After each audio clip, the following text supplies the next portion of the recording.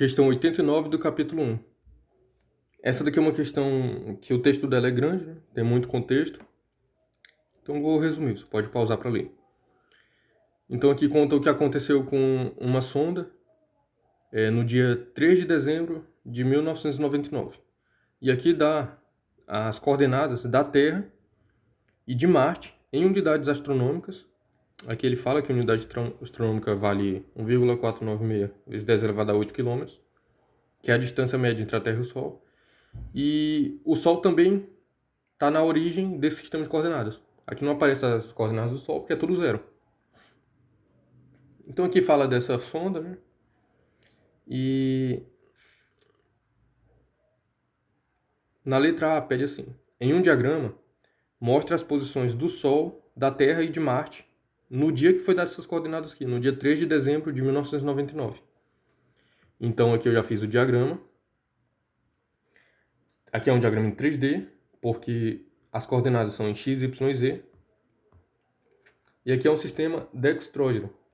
Eu fiz questão de mostrar isso, que é um sistema que respeita a regra da mão direita.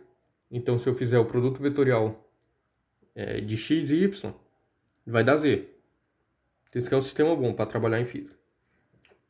A localização do eixo x, a localização do eixo y e do eixo z poderia ser diferente, mas não é totalmente livre para ter um sistema dextrógeno. Por exemplo, se eu quisesse manter aqui o x, eu poderia colocar o y aqui e o z ficaria crescendo nessa direção. Eu não poderia colocar o z para cá. Então, você pode pesquisar melhor sobre isso para entender mais sobre esses sistemas.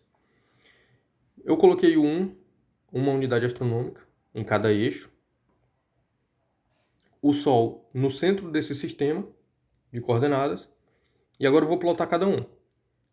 A Terra tem coordenada x igual a aproximadamente 0,3.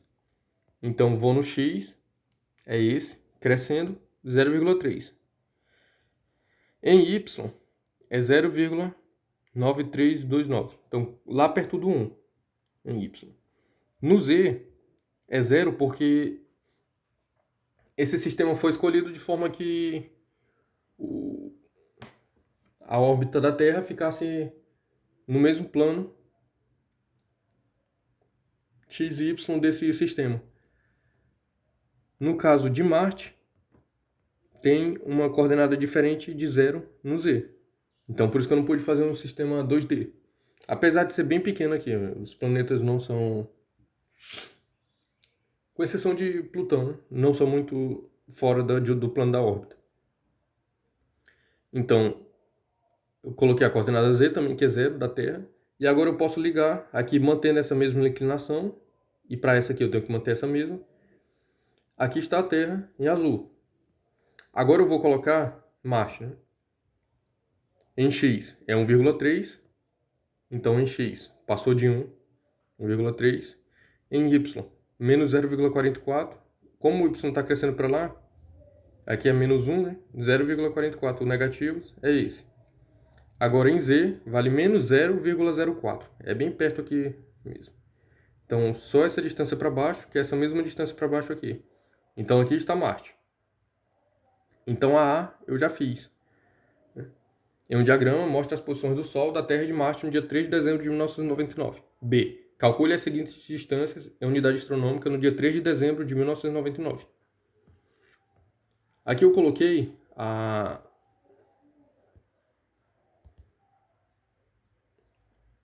unidade no eixo. Então isso me liberou para colocar apenas números ao longo do eixo, né, que eu já indiquei a unidade. Então, na B, eu preciso de 3 coisas. Distância Sol-Terra, Sol-Marte e Terra-Marte. Sol-Terra é assim, eu pego o vetor, é o ponto final menos o inicial. Então, Sol-Terra, final, menos o inicial, que é a coordenada da Terra menos a coordenada do Sol. A do Sol é tudo 0. E a da Terra está dado na tabela.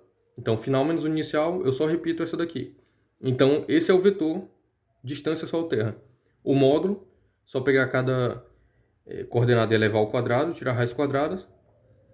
E vai resultar em 0,9857 unidades astronômicas. Realmente, tinha que resultar bem próximo de 1, porque a distância da Sol à Terra é aproximadamente 1 unidade astronômica mesmo. Agora eu vou fazer o 2, distância Sol-Marte. Então, essa distância aqui, final menos inicial. Então, ponto final, que é o de Marte, menos ponto inicial, que é do Sol, distância Sol-Marte. Aqui eu coloco as coordenadas de Marte, dado na tabela, as coordenadas do Sol, tudo zero. Então eu obtenho esse vetor aqui, como distância Sol-Marte. Agora eu vou pegar o módulo dele. Cada componente ao quadrado, e tiro a raiz quadrada, dá 1,38, é a unidade astronômica. Realmente, Marte está depois da Terra, então deve ter realmente um módulo maior. Agora a distância Terra-Marte. É o final menos o inicial. Então é Marte menos Terra. Distância Terra-Marte vai ser o final menos o inicial. Coordenada final menos coordenada inicial. Marte menos Terra. Coordenada de Marte menos a coordenada da Terra. Então aqui está na tabela de Marte, na tabela da Terra. E fazendo essa subtração, coordenada a coordenada, eu obtenho esse vetor aqui. Agora eu vou calcular o módulo da mesma forma. Cada componente ao quadrado, tiro a raiz quadrada, encontro 1,6953 unidades astronômicas. Isso daqui é especificamente para o dia que a tabela mostra, que é 3 de dezembro de 1999. Então encontrei o que a B pedia.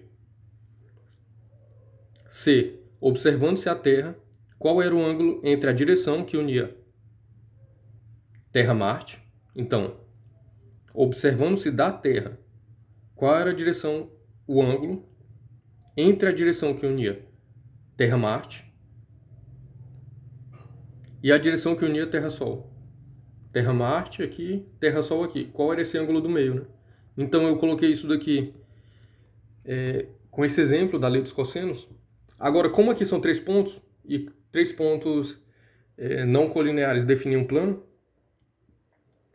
eu passei um plano por aqui e é esse plano que eu posso ver aqui. Então aqui eu já posso tratar em 2 dimensões.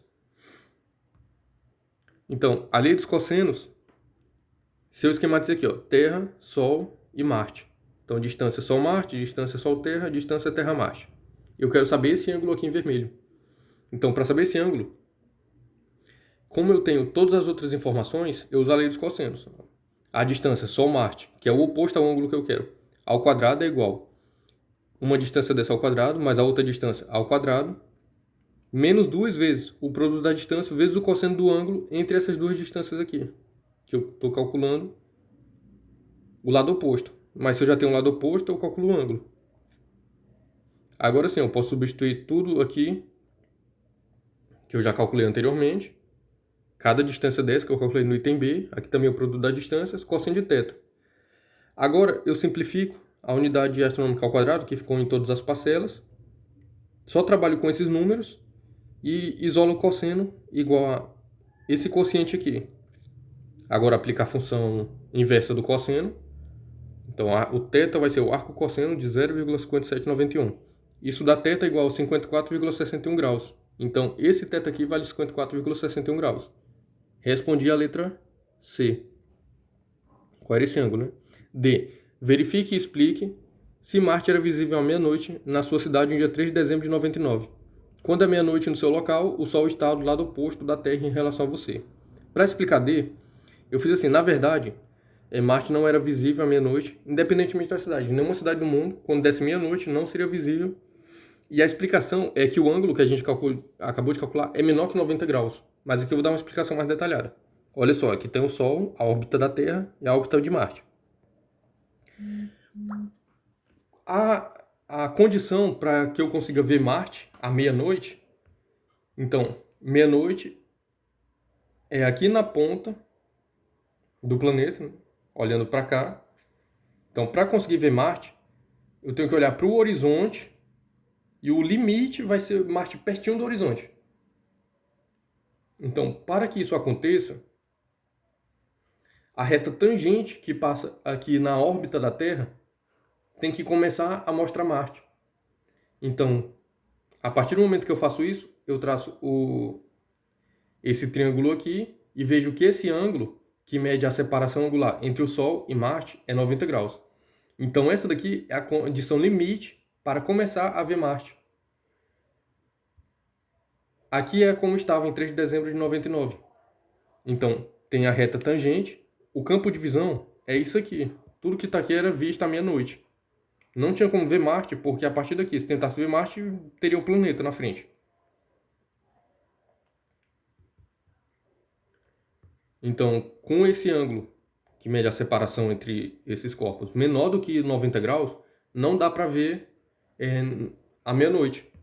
Por outro lado, se a Terra estivesse aqui, por exemplo, a reta tangente seria essa, e o ângulo aqui ó, seria maior do que 90. Aí daria para ver à meia-noite, que estaria dentro do campo de visão. Então, essa é a explicação. Marte não era visível à meia-noite, independente da cidade, pois θ menor do que 90 graus. Esse θ aqui. A questão só vai até aqui, então agora está completamente resolvida.